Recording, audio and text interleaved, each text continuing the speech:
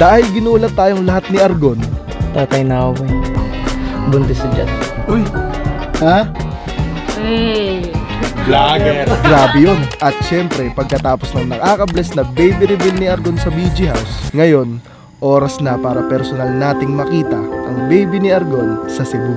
Walang plano, walang paalam, bigla ang bisita lang to ng BG family.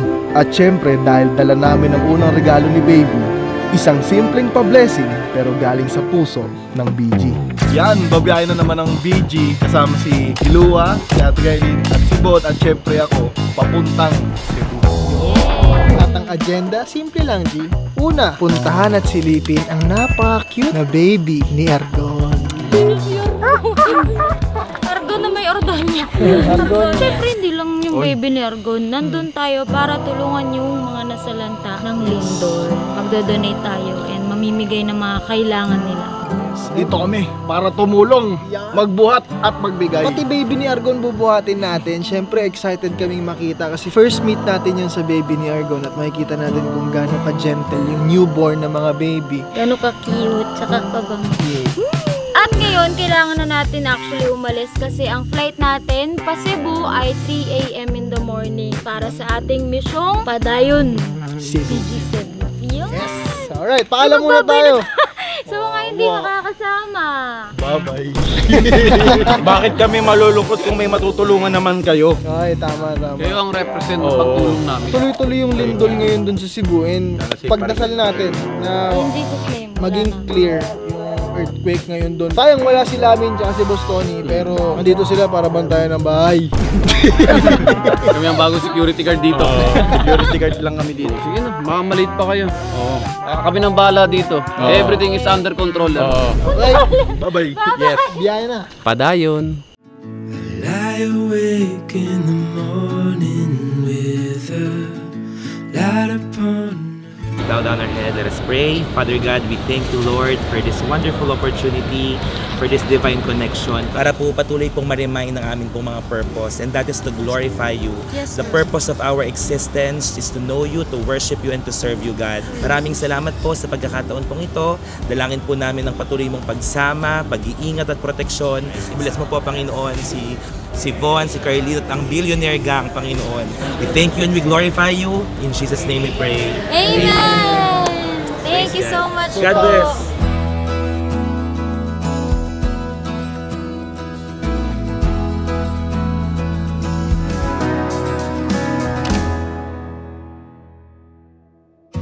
Kung gaano kabuti yung si Lord G.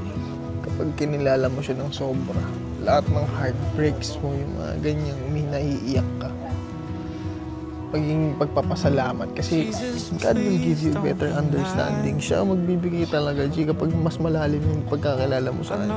Kasi siya naiiyak ang tao na matay kung alam mo may panibagong buhay na binigay sa kanya.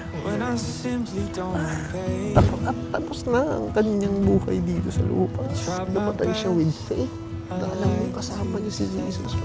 Dinimit namin baby niya tapos nandito tayo sa cemetery. Hindi naman natin in-expect yung mga ganitong location. Diba? Rere na si baby. Tatanaw ko na, ito na yung si baby. Gamay kayo! Ano? Galing to siya yun. Little Argona. Argonia yan, Argonia. Argonia. Argon na may ordonya. Argonya. Kunin mo na mami, alam ko gusto mo yan.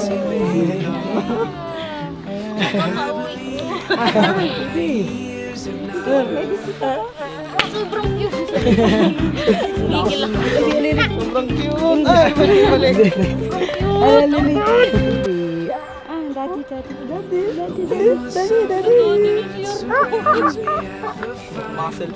Muscle flex. Laki ng legs yan.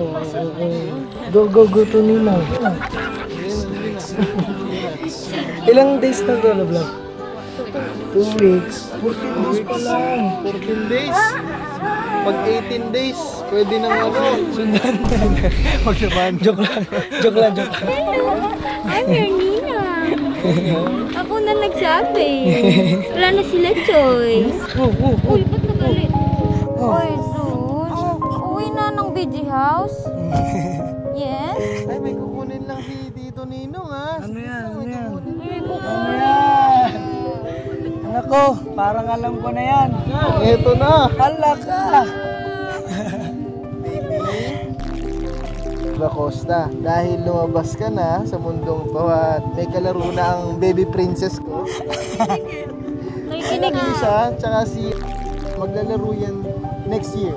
Next year, Sa yeah. beach house kasi lalakad na rin siya.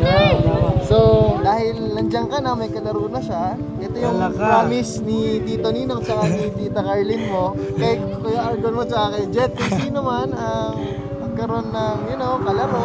Sayang! Umovertake si Argon. Sa totoo lang, hindi na tayo grupo, Labi. We're a family na tayo talaga. We are a growing family, G. I'm a man of my word, G. Yan. At ito na ang regalong 1,000 1,000 pesos. Dapat kay baby to, hindi sa akin to. Tinatanggap na namin. baby. Uy, Grabe. Thank you, Ninong. Thank you po. Ninong. Ay, sus, nag-smile pa. Oh, smile. Smile, be, smile. Ay, shit. Ay, ang bango. Bango. G, gawan mo agad bangko. Tapos Oo, yun yung meron na ba? kanyang laman ng bank niya. No? Ito lang yung bata na pagkalabas, mayaman agad. Yeah. Grabe. Ay, sobrang fragile niya, G. Ang hirap. Nakakatakot. Ako, actually, hindi ko masyado hinawakan kasi sobrang bigat yung kamay. Ay, alam mo, parang si Von, takot nung Takot talaga. Oh, di ba? Same kami. Hindi, nakakatakot talaga kasi parang, kumbaga ba sa Pag gumano, weights, hindi mo sa weights ba, ang gaan nila para sa atin. So, matigas kasi. ito, ang late na ito, pwede lang yung kilo na ito. 3 kilos pa lang, boy. Dumbbell ko lang yun. Warm up pa lang yun. Dumbbell lang sa forearm yun Oo, ginaganan ko lang sa baby. So, di sila comfy masyado sa lalaki. Kami kasi malambot. Kasi parang ano kami, parang stiff. Mamuscle kayo eh. Lumalaki kasi yung tita actually. Kasi kapag di ba, sa first baby, 100,000.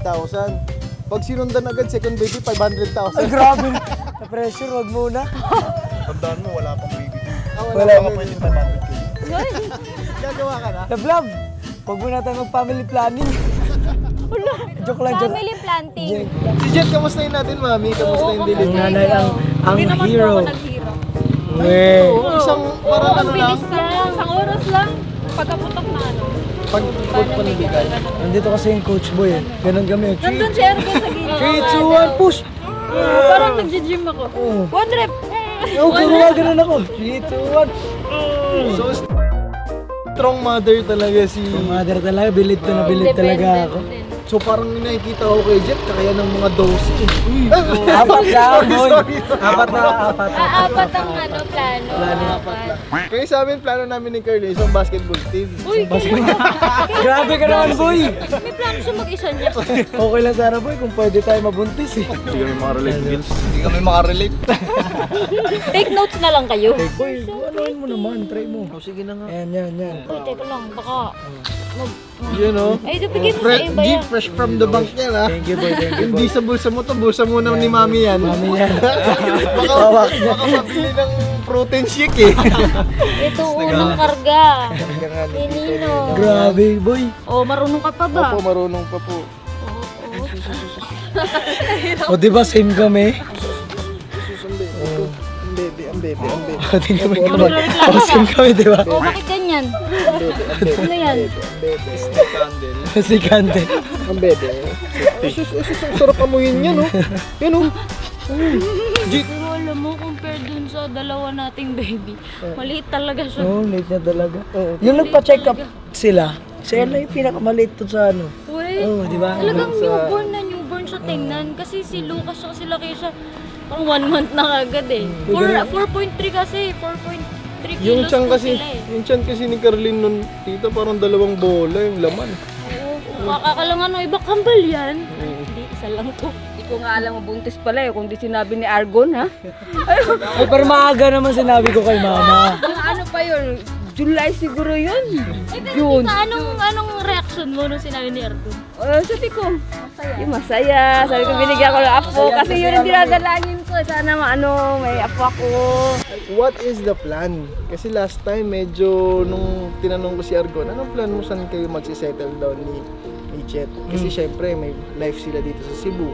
May life rin si Argon sa BG House. So, kayo, nakapag-usap na Oo kayo? naman, di ba? Anong plano natin? Doon. Papatayo kami ng katabing bahay doon. Soon. Soon. Growing family! Mag-expand tayo doon, boy. Diba? Madami pang lote doon eh. Oo, marami pa. Pag-iipunan at pagtatrabuhuan na lang. Nagkaroon na ng Ordona Residence, Acosta Residence. Nasaan niya yung Javier Residence? Puro amba kasi yung Javier Residence eh. Huwag mo minamadali si Lord. Tama. Nasa perfect timing. Perfect timing. Timing lang.